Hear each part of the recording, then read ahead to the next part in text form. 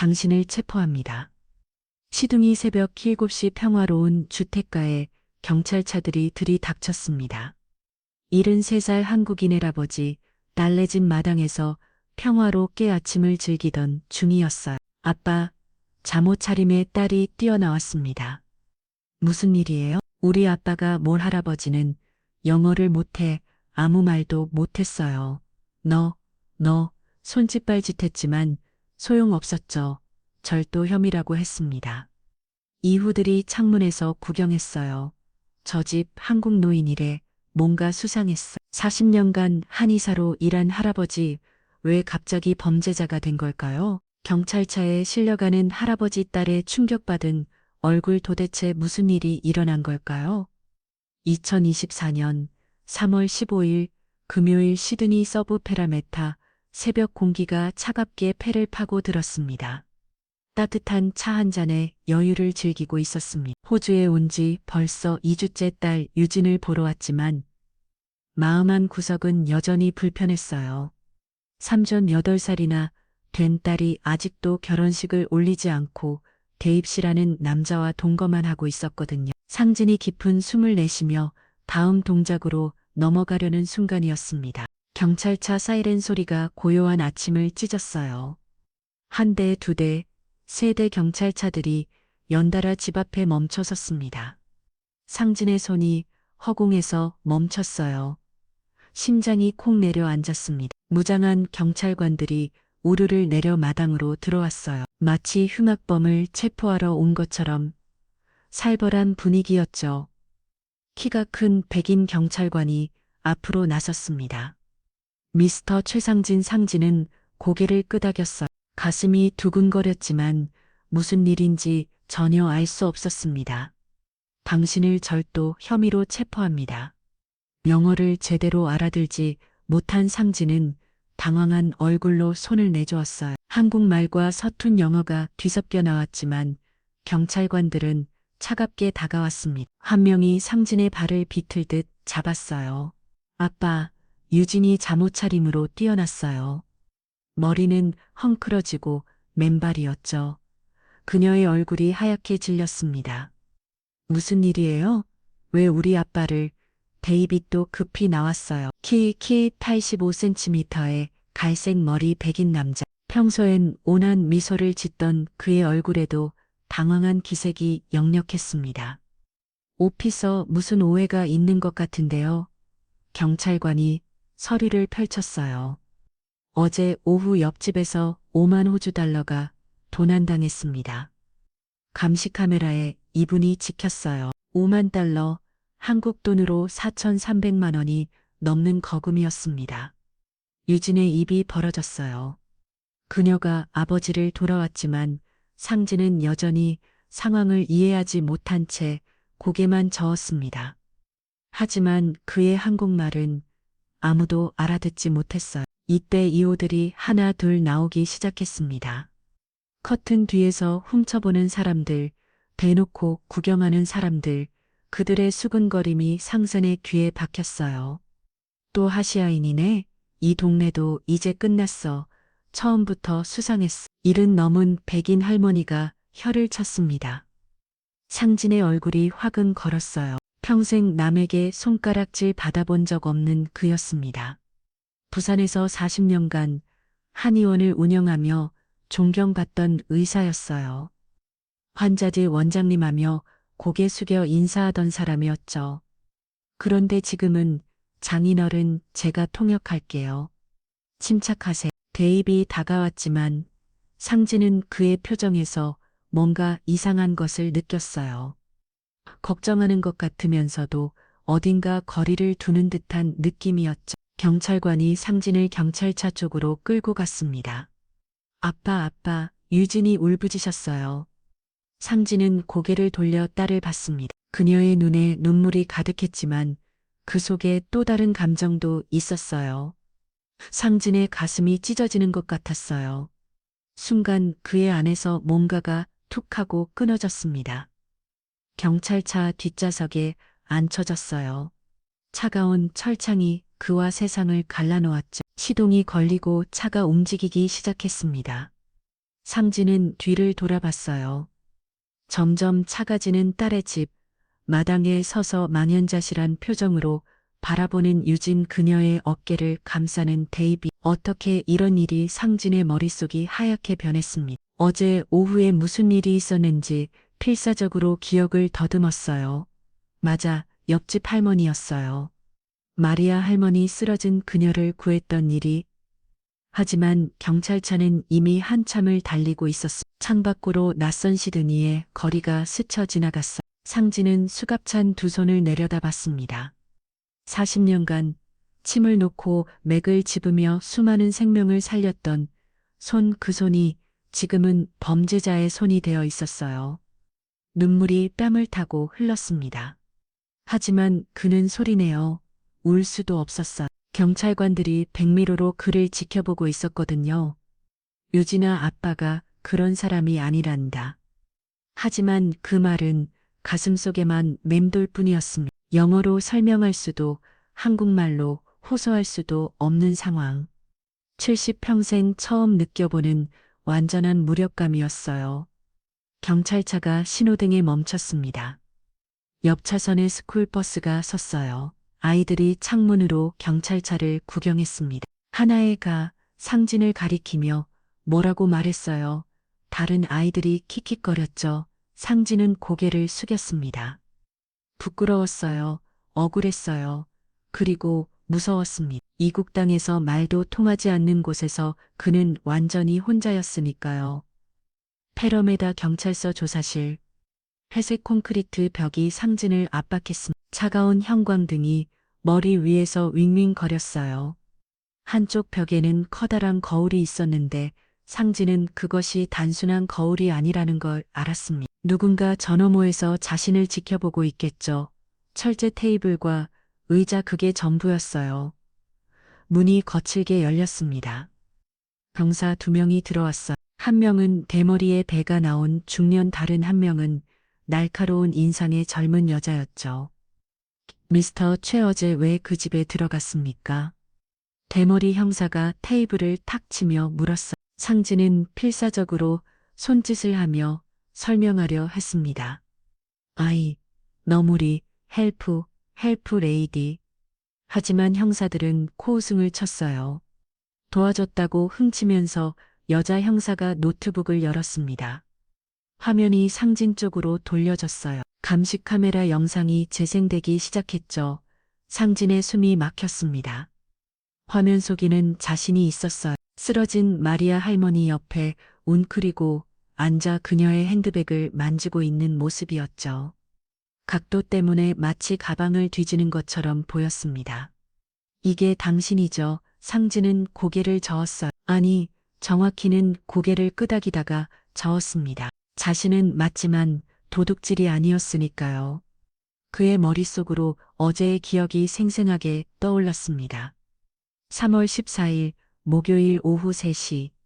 상진은 뒷마당 의자에 앉아 따뜻한 차를 마시고 있었어요. 포지의 가을 햇살이 포근했죠. 한국과는 계절이 반대라는 게 아직도 신기했습니다. 그때였어요. 공.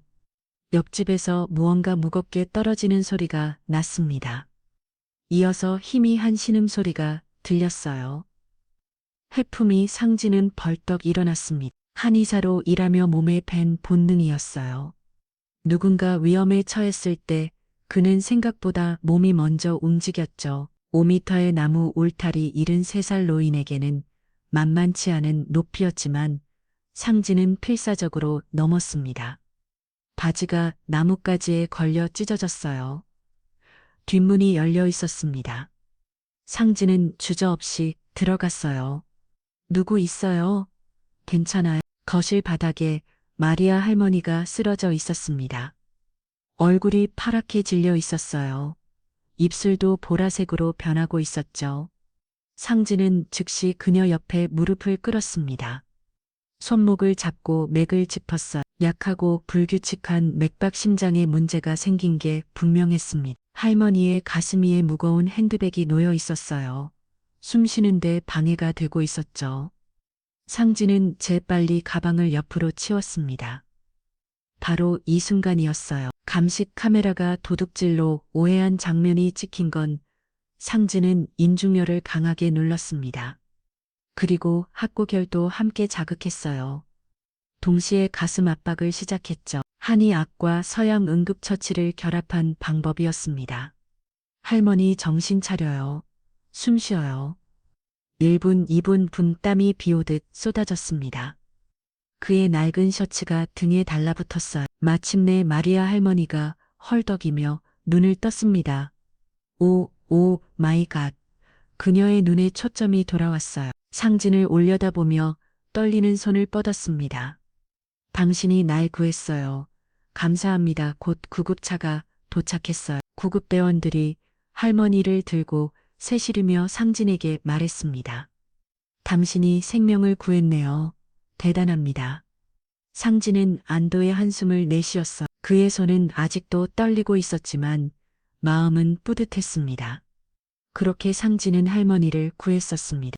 그런데 그 일이 누명을 쓰게 될 줄은 상상도 못했던 거죠. 통역권은 언제 오는 거예요? 상진이 더 등거리면 물었지만 형사들은 무시했어요. 무시했어요. 2시간 후에 나올 겁니다. 그때까지 우리가 물어보는 것은 대답하세요. 대머리 형사가 사진을 꺼냈습니다. 마리아 할머니 짐 내부 사진이었어요. 너는 어디 숨겼습니까? 5만 달러요? 큰 돈이죠. 너머니 아이세이버. 상진이 필사적으로 외쳤지만 형사들은 고개를 저었어요. 할머니를 구했다고 그럼 왜 가방을 뒤졌습니까? 여자 형사가 날카롭게 물었습니다. 그녀의 눈빛이 상진을 꽤 둘른 것 같았어요. 상진은 가슴이 답답했습니다. 분명히 생명을 구한 선행이었는데 어떻게 이렇게 왜곡될 수 있을까요? 그때 문이 열리고 젊은 경찰관이 들어왔어요. 마리아 할머니가 어젯밤 7시에 신고했습니다. 은행에서 찾은 5만 달러가 없어졌다고요. 형사들이 상진을 노려봤습니다. 봐요. 당신이 그 집에 간 직후에 돈이 사라졌어요. 우연의 일치일까요? 상진의 머릿속이 하얗게 변했습니다. 그는 기억을 더듬었어요.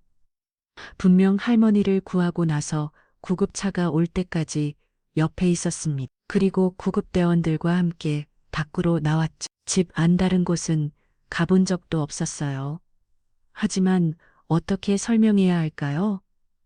영어도 제대로 못하는데 올리 헬프 그의 목소리가 떨렸습니다. 억울함과 답답함에 눈물이 핑 돌았어요. 매 형사들이 서로 눈짓을 주고 받았습니다. 알겠습니다. 일단 구치소로 보내겠습니다. 보석 신문은 내일 있을 겁니다. 대머리 형사가 일어났어요. 여자 형사도 노트북을 다 닫죠.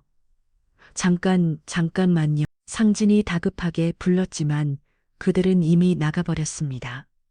혼자 남은 상진은 차가운 철제 의자에 무너져 내렸어요. 73살. 한국에서는 존경받는 한의사였던 그가 이국 땅에서 도둑으로 몰렸습니다.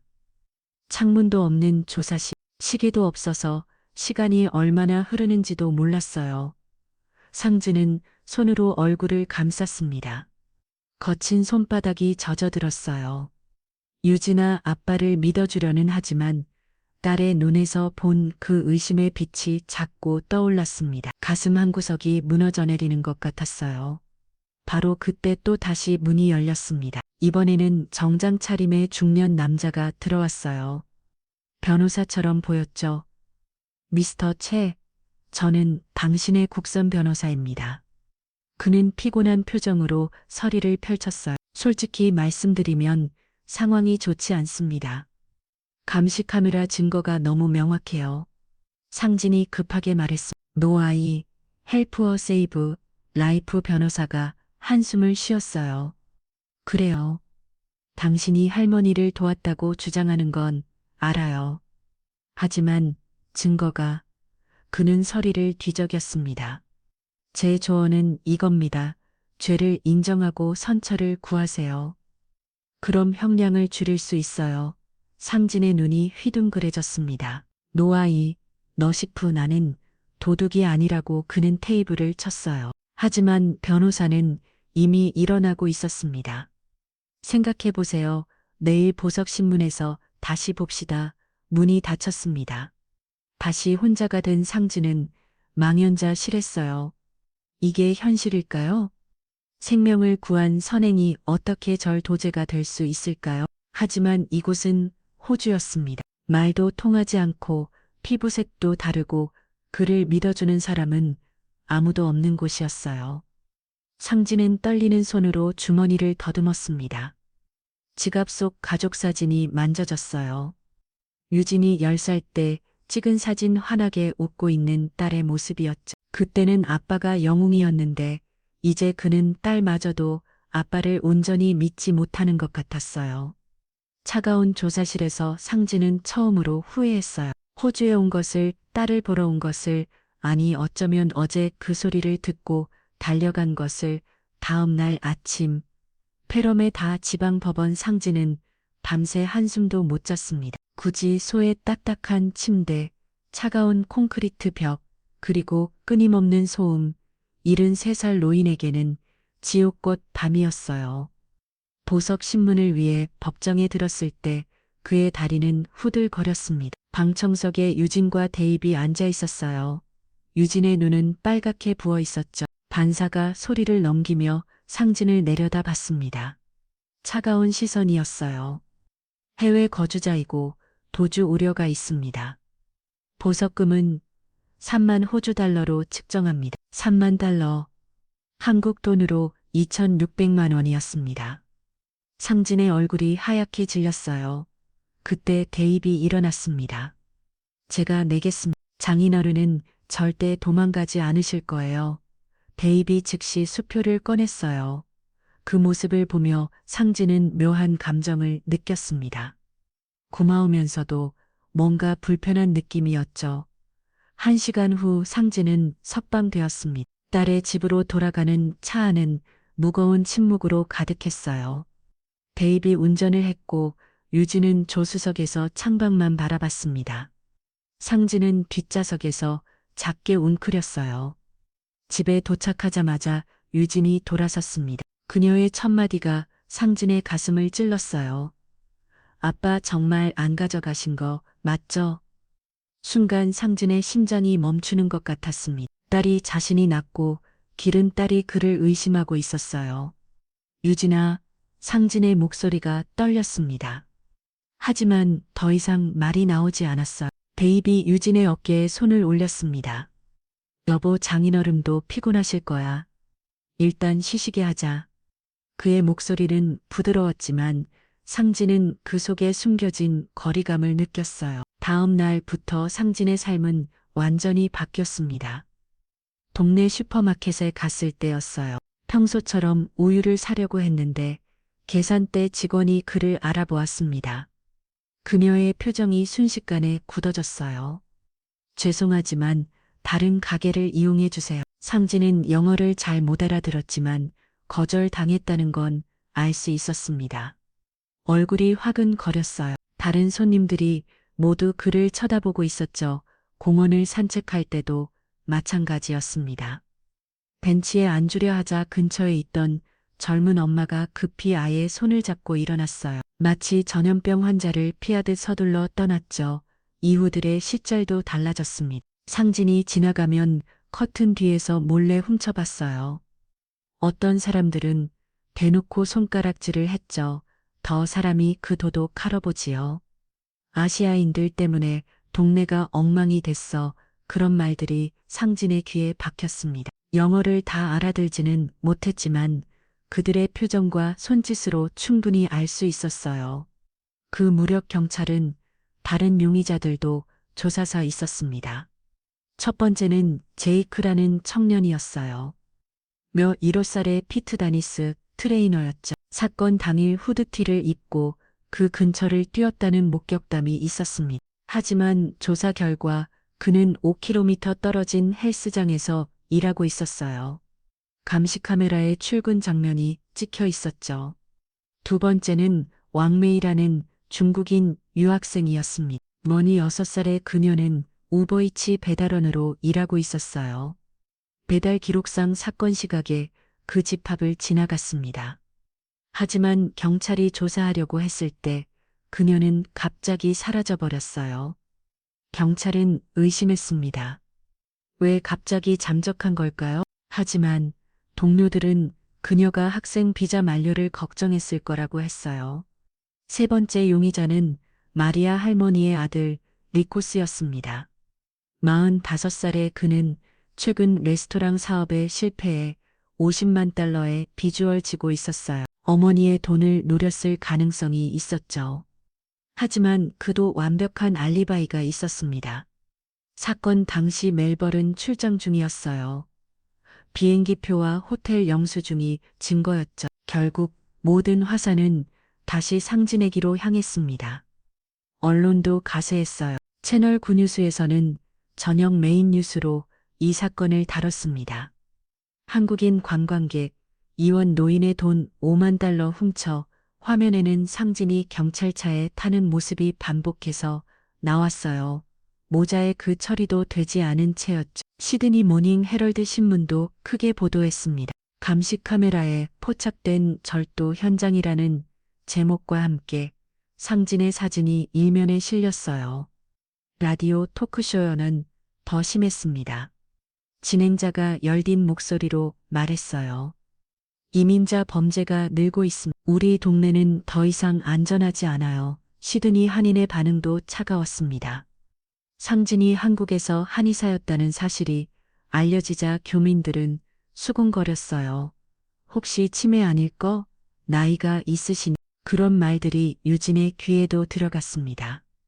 그녀는 회사에서도 눈치를 봐야 했어요. 동료들이 뒤에서 속닥거리는 걸 여러 번 목격했죠. 저녁 식탁은 무거운 침묵으로 가득했습니다. 상진은 밥을 제대로 먹지 못했어요. 목에 뭔가 걸린 것처럼 음식이 넘어가지 않았죠. 데이비 먼저 입을 열었습니다. 장인어른 너무 걱정하지 마세요. 다 해결될 거예요. 하지만 그의 다음 말이 상진의 가슴을 또 한 번 찔렀어요. 나이가 드시면 기억이 헷갈릴 수도 있죠. 실수하셨더라도. 실수라니 상진은 젓가락을 내려놓았습니다. 손이 떨렸어요. 난 안 했어. 작은 목소리로 중얼거렸지만 아무도 듣지 않았습니다. 아니, 듣고도 믿지 않는 것 같았어요. 밤이 되자 상진은 방에 홀로 앉아 있었습니다. 창밖으로 낯선 시드니의 야경이 보였어요. 불빛들이 반짝였지만 그에게는 차갑게만 느껴졌지. 한국에 있는 옛 환자들이 떠올랐습니다. 원장님 덕분에 살았어요. 하며 고마워하던 사람들. 명절마다 선물을 들고 찾아오던 그들의 얼굴이 하나둘을 스쳐 지나갔어요. 그런데 지금은 상진은 거울을 봤습니다. 거기에는 초라한 노인이 있었어요. 도둑으로 몰린 73살의 이방인이었죠. 눈물이 볼을 타고 흘렀습니다. 내가 왜 이곳에 왔을까 후회가 밀려왔어요. 나를 보고 싶은 마음에 왔지만 이제는 딸마저 그를 의심하고 있었습니다. 그때 문을 두드리는 소리가 났어요. 유진이었습니다. 아빠 주무세요? 상진은 급히 눈물을 닦았어요. 하지만 유진은 들어오지 않았습니다. 문 밖에서 잠시 머뭇거리다가 발걸음을 돌렸어요. 그 발자국 소리가 멀어지는 걸 들으며 상진은 깨달았습니다. 딸과 자신 사이에 보이지 않는 벽이 생겼다는 것을 그 벽은 의심이라는 이름이었고 편견이라는 시멘트로 만들어진 것이었어요. 사건이 일어난 지 일주일이 지났습니다. 새벽 3시 상진은 갈증에 잠에서 깼어요. 목이 타는 것 같았죠. 조용히 방문을 열고 부엌으로 헥했습니다. 그런데 거실에서 힘이 한 빛이 새어나오고 있었어요. 상진은 발걸음을 멈췄습니다. 레이빗이 소파에 앉아 뭔가를 바르고 있었어요. 양손으로 연고 같은 것을 손목과 목 뒤에 조심스럽게 가르고 있었죠. 상진의 눈이 좁아졌습니다. 한의사로 일하며 수많은 피부 질환을 봐온 그였어요. 레이빗이 손목에는 동전 크기의 붉은 반점들이 여러 개 있었습니다.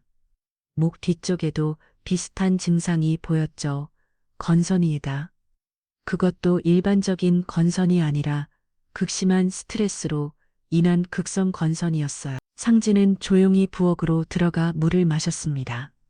하지만 머릿속은 복잡했어요. 데이비스는 왜 그렇게 심한 스트레스를 받고 있을까요? 다음날 아침 데이빗이 출근한 후 상진은 쓰레기통을 확인했습니다. 순간 그의 숨이 멎을 뻔했어요. 랜드의 경마장 배팅 종이가 수십 장 나왔습니다. 한 장 한 장 펼쳐보니 한 번에 $500, $1000씩 걸었던 한적이 있었어요. 총액을 대충 계산해봐도 8팁이라고 적힌 영수증도 있었습니다. 호주 공식 도박장이었어요. 스포츠 베팅에도 수천 달러를 썼다군요. 장진의 손이 떨렸습니다. 데이빗이 도박 중독자였던 겁니다. 그날 오후 상진은 거실에서 쉬고 있었어요. 데이빗이 일찍 퇴근했는지 집에 들어왔습니다. 그는 상진이 자는 줄 알았는지 베란다로 나가 전화를 받았어요. 창문이 살짝 열려 있어서 목소리가 들렸습니다. 제발 다음 주라고 했잖아. 데이빗의 목소리가 떨리고 있었어요. 우리 집에는 오지마 가족이 있어. 잠시 침묵이 흐른 뒤 다시 그의 목소리가 들렸습니다. 돈은 꼭 갚을게. 조금만 더 기다려줘. 상진의 가슴이 두근거렸어요. 데이빗이 누군가에게 큰 돈을 빚진 게 분명했습니다. 며칠이 지나도 상진은 데이빗에 대한 의심을 떨쳐낼 수 없었습니다. 도박빚 스트레스성 건선 수상한 전화 허화. 모든 정황이 데이비스를 가리키고 있었어요. 하지만 확실한 증거는 없었죠. 상진은 매일 밤 잠을 이루지 못했습니다. 데이빗이 정말 범인이라면 어떻게 해야 할까요? 영어도 제대로 못하는 그가 누구에게 이 사실을 알릴 수 있을까요? 무엇보다 유진이 걱정됐습니다. 사랑하는 남자가 아버지를 범죄자로 만들었다는 사실을 알게 되면 딸은 어떻게 될까요? 그날 저녁 상진은 마리아 할머니를 찾아갔습니다. 그녀는 병원에서 태연의 집에서 유양 중이었어요. 오, 당신은 마리아가 상진을 알아봤습니다. 그녀의 얼굴에 복잡한 감정이 스쳤어요. 상진은 김 박사의 통역으로 대화를 나눴습니다. 그날 정확히 무슨 일이 있었는지 기억하세요? 마리아는 한숨을 쉬었어요. 사실 그날 아침 심장약을 잘못 먹었어요. 평소 복용량의 2배를 먹어버렸죠. 그래서 정신이 흐릿했다고 했습니다. 쓰러졌을 때 기억도 명확하지 않았어요. 당신이 절 살렸다는 건 알아요. 구급대원들이 말해줬거든요. 마리아의 눈에 눈물이 맺혔습니다. 제가 큰 실수를 했어요. 당신은 은인인데 제가 범죄자로 만들었어요. 상진은 묵묵히 듣고 있었습니다. 돈이 없어진 건 분명해요. 하지만 그게 언제 없어졌는지는 마리아도 확실하지 않았습니다. 며칠 전에 은행에서 찾아온 돈이었는데 정확히 언제 확인했는지 기억이 흐릿했대요. 집으로 돌아오는 길 상진의 다리가 휘청거렸습니다. 모든 퍼즐 조각이 맞춰지고 있었어요. 베이비 새 도박 중독, 거액의 빚, 스트레스 선 건선, 그리고 왕메이의 목격담. 하지만 상진은 믿고 싶지 않았습니다. 데이비의 시끄럴 리 없다고, 설마 그릴 리 없다고 스스로를 달렸어요. 그는 보석금 3만 달러를 선택 내준 사람이었습니다. 장인어른 걱정하지 마세요라며 따뜻하게 웃던 사람이었어요. 유진을 사랑한다고 늘 말하던 사람이었죠. 그런데 그 모든 게 거짓이었단 말인가요? 상진의 가슴 속에서 뭔가가 무너져 내렸습니다. 그날 밤 상진은 잠을 이룰 수 없었습니다. 창밖을 보니 데이비 차고에서 뭔가를 하고 있었어요. 손전등을 들고 차 트렁크를 뒤지는 모습이었죠. 상진은 조용히 일어나 창가로 다가갔습니다. 데이비 검은 봉지를 꺼내 급히 쓰레기통에 버렸어요. 그리고 주변을 살피며 집으로 들어갔죠. 상진은 확신했습니다. 데이비 뭔가를 숨기고 있다고 많이 어쩌면 그가 진짜 범인일지도 모른다고. 무엇보다 유진이 이 사실을 알게 되면 상사는 떨리는 손으로 얼굴을 감쌌습니다. 진실을 밝혀야 할까요? 아니면 그냥 이대로 죄를 뒤집어져야 할까요? 가슴이 찢어지는 것 같았어요. 4월 5일 페러메다 지방법원 상지는 피고 인석에 앉아 있었습니다. 방청석에는 한인들이 가득했어요. 그들의 시선이 따가웠죠. 기자들도 여러 명 와 있었습니다. 검사가 일어났어요. 그의 목소리가 법정에 울려 퍼졌습니다. 피고가 선행을 가장의 계획적으로 절도를 저질렀다고 추정했어요. 모든 증거가 이를 뒷받침한다고 했죠. 상진의 국선 변호사는 힘없이 일어났습니다. 피곤한 얼굴로 종이를 뒤적이며 정상 참작을 요청했어요. 피고가 연로하다는 이유였죠. 변호사의 목소리에는 이미 포기한 듯한 체념이 묻어 있었습니다. 상진은 고개를 숙였어요. 이렇게 끝나는구나. 무죄를 주장할 기회조차 제대로 없이 판사가 상진을 바라봤습니다. 마지막으로 할 말이 있는지 물었어요. 상진은 떨리는 다리로 일어섰습니다. 법정의 모든 시선이 그에게 쏠렸죠. 그는 떨리는 목소리로 자신은 생명을 구했을 뿐 도둑이 아니라고 말했어요. 서툰 영어였죠. 방청석 곳곳에서 실수가 터져 나왔습니다. 상진의 얼굴이 빨갛게 달아올랐어요. 눈물이 핑 돌았지만 꼭 참았습니다. 바로 그때였어요. 법정문이 거칠게 열렸습니다. 왕메이가 들어왔어요. 그녀의 얼굴은 창백했지만 눈빛은 단어였죠. 손에는 USB가 들려 있었습니다. 진짜 도둑을 봤다고 외쳤어요. 법정이 술렁거렸습니다. 판사가 망치를 두드렸어요. 질서를 잡으려는 시도였지만 모든 사람의 시선은 이미 왕메이에게 쏠려 있었죠. 왕메이가 증인석으로 걸어갔습니다. 그녀의 다리는 떨리고 있었어요. 하지만 멈추지 않았습니다. 그녀가 떨리는 목소리로 증언하기 시작했어요. 3월 14일 오후 3시 18분 배달 중이었다고 했습니다. 백인 남자가 마리아 할머니 집 뒷문에서 나오는 것을 봤다고 했어요. 오토바이 블랙박스에 찍혔다고 했죠. 검사가 벌떡 일어나 왜 이제야 나타났는지 따졌습니다.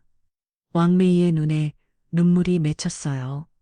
그 남자가 학창 비자 문제로 협박했다고 대답했습니다. 추방시킨다고 위협했다고요. 판사가 USB를 가져오라고 지시했습니다. 법정 스크린의 영상이 재생되기 시작했어요. 흐릿한 화면이었지만 한 남자가 마리아 집 뒷문에서 나오는 모습이 보였습니다. 카메라가 그의 얼굴을 잠깐 포착했어요. 방청석에서 누군가 소리쳤습니다. 데이빗 밀러라고. 유진이 자리에서 벌떡 일어났어요. 그녀의 얼굴이 하얗게 질렸습니다. 믿을 수 없다는 표정이었죠. 상진도 충격에 빠졌어요. 화면 속 남자는 분명 데이빗이었습니다. 검사가 당황한 표정으로 서리를 뒤적였어요. 그는 이 전개를 전혀 예상하지 못했던 것 같았습니다. 줄줄이 밝혀지는 증언과 증거들. 데이빗 밀러의 신용카드 내역이었습니다. 3월 14일 오후 3시 25분 현금 5만 달러를 ATM에 입금한 기록이 선명했어요. 그리고 마리아 할머니 집 금고 손잡이에서 검출된 스테로이드 성분이 데이빗의 건선 치료제와 동일하다는 감정 결과도 있었죠. 침묵이 흘렀습니다. 무거운 침묵이었어요. 데이빗이 방청석에서 일어났습니다. 그의 얼굴은 제 빛이었어요. 손이 심하게 떨리고 있었죠. 입술이 팔을 떨렸지만 아무 말도 나오지 않았습니다. 유진이 데이빗을 돌아봤어요. 그녀의 눈에는 배신감과 충격이 뒤섞여 있었죠. 데이빗의 무릎이 꺾였습니다. 그는 그대로 바닥에 주저앉았어요. 그의 입에서 자백이 흘러나왔습니다. 온라인 도박으로 20만 달러를 잃었다고, 중국 사채업자들의 협박이 있었다고, 장인이 할머니를 구하러 들어가는 걸 2층에서 봤고, 그것이 기회라고 생각했다고, 아시아 노인이면 다들 의심할 거라고 계산했다고 유진이 비명을 질렀어요. 처절한 울부짖음이었죠. 그녀는 그 자리에서 쓰러졌습니다. 상진은 딸을 향해 달려가려 했지만 다리에 힘이 없었어요. 그도 의자에 털썩 주저앉았죠. 판사의 망치 소리가 울렸습니다. 최상진에 대한 모든 혐의를 기각한다고 선언했어요. 무죄였습니다. 그리고 데이빗 밀러를 절도미 위중죄로 체포하라고 명령했죠. 경찰들이 데이빗에게 수갑을 채웠어요. 한 달 전 상진에게 됐던 것과 똑같은 차가운 금속 소리가 났습니다. 데이빗이 끌려가면서 상진을 바라봤어요. 용서를 구하는 눈빛이었죠. 하지만 상진은 대답할 수 없었습니다. 목이 메웠거든요. 법정을 나오자 기자들이 몰려들었습니다. 카메라 플래시가 터졌어요. 억울하지 않았는지 데이빗을 용서할 건지 질문이 쏟아졌죠. 상진은 고개를 숙인 채 아무 말도 하지 않았습니다. 유진이 다가왔어요. 그녀의 얼굴은 눈물로 범벅이었죠. 무릎을 꿇고 용서를 구했습니다. 아버지를 의심했다고요. 괜찮다, 다 괜찮아. 상진이 딸을 안아주었어요. 하지만 그의 눈에도 눈물이 흘렀습니다. 며칠 후 판결이 나왔습니다. 데이빗은 8년 0을 선고받았어요.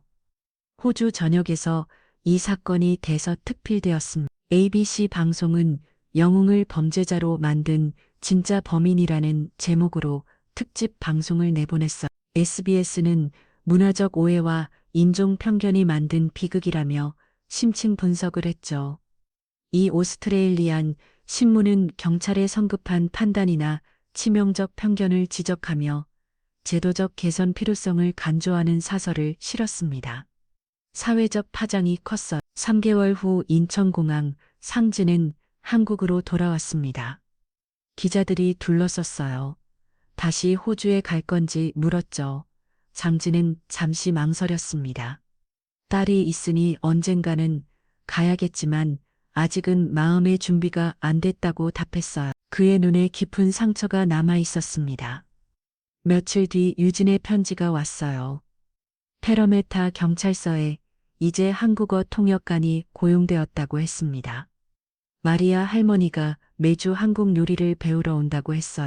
베이빛과의 관계는 마무리했다고, 새 출발을 하겠다고, 아버지가 다시 오실 그날을 기다린다고, 이번엔 영웅으로 환영받을 거라고 적혀 있었죠. 상진은 편지를 내려놓았습니다. 창밖으로 봄꽃이 피어나고 있었어요. 언젠가 웃으면서 가족들과 함께 호주에서 시간을 보낼 수 있기